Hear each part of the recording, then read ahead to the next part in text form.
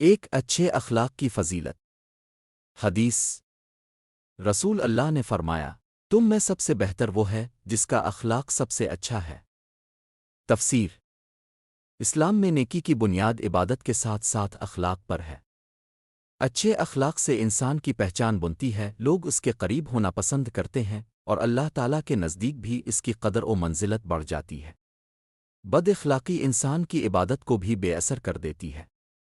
2 نرمی اور آسانی اختیار کرنا۔ حدیث۔ آپ نے فرمایا، آسانی پیدا کرو، سختی نہ کرو، خوشخبری دو، نفرت نہ دلاؤ۔ تفسیر۔ یہ حدیث ہمیں سکھاتی ہے کہ دوسروں کے لیے آسانیاں پیدا کرنا ہی دین کی اصل روح ہے۔ دین سختی کے لیے نہیں آیا بلکہ آسانی اور خوشی کے لیے آیا ہے۔ مسلمان کو دوسروں کو دین سے قریب کرنے کے لیے نرمی، خوش اخلاقی اور محبت کے انداز میں بات کرنی چاہیے۔ 3 والدین کی خدمت۔ حدیث۔ رسول اللہ نے فرمایا، جنت ماں کے قدموں کے نیچے ہے۔ تفسیر۔ اس حدیث سے ظاہر ہے کہ والدین خصوصاً ماں کی خدمت اور فرمانبرداری انسان کے لیے جنت کا سبب ہے۔ ماں کی دعائیں اور خوشی دنیا اور آخرت کی کامیابی کا ذریعہ بنتی ہے۔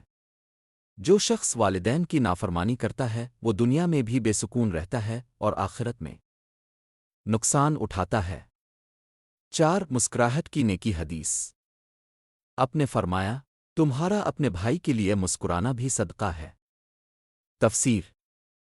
اسلام میں نیکی صرف پیسے دینے یا بڑے اعمال کرنے کا نام نہیں بلکہ ایک چھوٹی سی مسکراہٹ بھی نیکی ہے۔ یہ حدیث بتاتی ہے کہ اسلام ہر چھوٹی نیکی کو بھی بڑا درجہ دیتا ہے۔ مسکرانا محبت، بھائی چارے اور اچھے تعلقات کو بڑھاتا ہے۔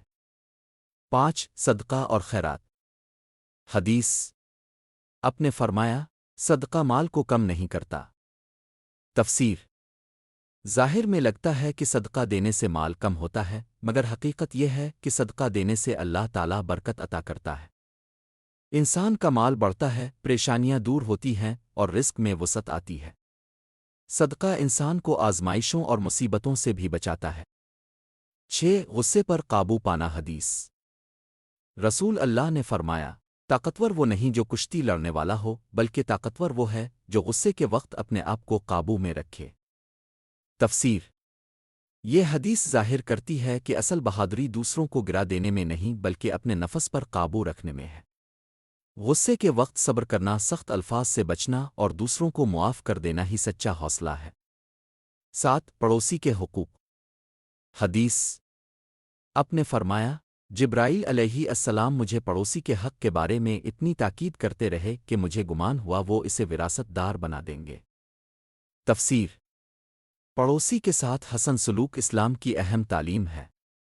اچھے پڑوسی کا حق یہ ہے کہ اس کی تکلیف میں ساتھ دیا جائے، اس کو نقصان نہ پہنچایا جائے اور خوشی غمی میں اس کے ساتھ شریک ہوا جائے۔ معاشرے کی اصل خوبصورتی اسی رویے سے قائم رہتی ہے۔ 8 امانت داری۔ حدیث۔ رسول اللہ نے فرمایا، جس کے اندر امانت داری نہیں اس کے پاس ایمان بھی نہیں۔ تفسیر۔ امانت داری ایمان کا بنیادی حصہ ہے۔ چاہے یہ کسی کا مال ہو، راز ہو یا ذمہ داری، اسے پورا کرنا مسلمان کی پہچان ہے۔ جو شخص خیانت کرتا ہے اس کا ایمان کمزور ہو جاتا ہے۔ 9 جھوٹ سے بچنا۔ حدیث۔ آپ نے فرمایا، جھوٹ گناہ کی طرف لے جاتا ہے اور گناہ جہنم کی طرف لے جاتا ہے۔ تفسیر۔ جھوٹ ایک ایسا دروازہ ہے جو انسان کو دوسری برائیوں کی طرف لے جاتا ہے۔ جھوٹ سے اعتماد ختم ہو جاتا ہے، تعلقات ٹوٹ جاتے ہیں اور آخرت میں عذاب کا باعث بنتا ہے۔ اسلام نے سچائی کو ایمان کی علامت اور جھوٹ کو منافقت کی پہچان قرار دیا ہے۔ 10 دین کی آسانی۔ حدیث۔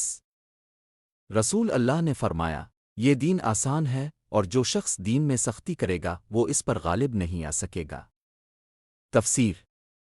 اسلام میں سختی نہیں بلکہ آسانی ہے۔ عبادات اور احکام انسان کی طاقت کے مطابق رکھے گئے ہیں۔ اگر کوئی شخص دین کو ضرورت سے زیادہ مشکل بنائے تو وہ خود کو نقصان پہنچاتا ہے۔ اعتدال اور آسانی اختیار کرنا ہی دین کی اصل تعلیم ہے۔ یہ 10 احادیث اور ان کی تفصیل زندگی کے ہر پہلو میں رہنمائی دیتی ہے۔ اخلاق، والدین، پڑوسی، عبادت، صبر، صدقہ، امانت اور دین کی آسانی۔